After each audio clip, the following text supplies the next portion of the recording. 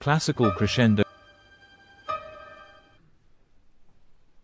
Charles Edward Ives, 1874-1954. Early life.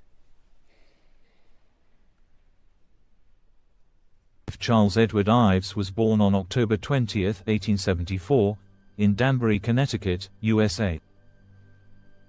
His father, George Ives, was a Civil War bandmaster and town musician who profoundly influenced Charles's love for music, often experimenting with sounds and unusual harmonies.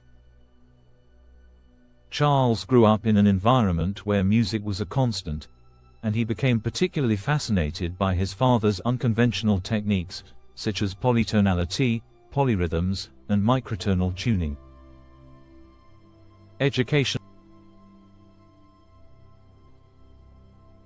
Ives began studying music early, learning piano and organ, and at just 14, he served as a church organist.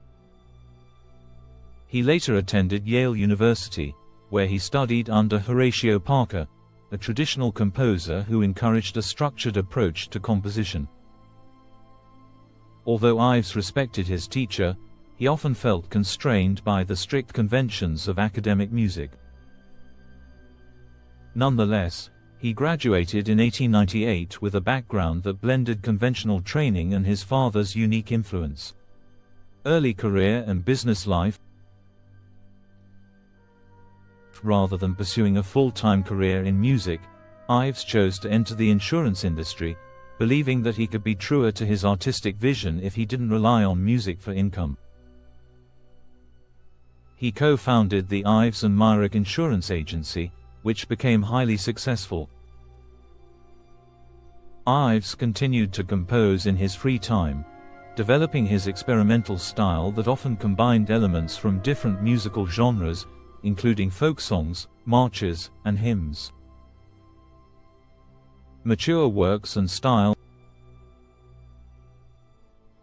Throughout his life, Ives created music that was ahead of its time, characterized by innovative approaches such as polytonality, polyrhythms, and dissonance. His works often mirrored American life, including sounds and themes inspired by parades, church music, and Americana. Major works such as the Concord Sonata and Symphony No. 4 showcase his bold experimental techniques, though much of his music was initially met with resistance due to its unconventional nature. Later life and declining health.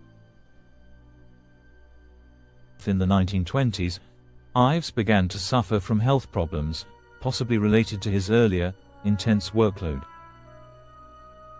He gradually ceased composing, devoting himself instead to revising and publishing his earlier works. His music started gaining recognition in the 1930s, and he received the Pulitzer Prize for his Symphony No. 3 in 1947. By this time, Ives was regarded as one of the leading American composers of the 20th century. Legacy. Charles Ives died on May 19, 1954, in New York City. His legacy is that of a visionary who broke new ground in American music, with an influence that reverberated throughout the 20th century. Although Ives' music was underappreciated during his lifetime, he is now celebrated for his originality, and his compositions remain a unique representation of American soundscapes and innovations. Ives is widely considered one of the first American composers to develop a truly original style. Don't forget to subscribe. Thanks for watching.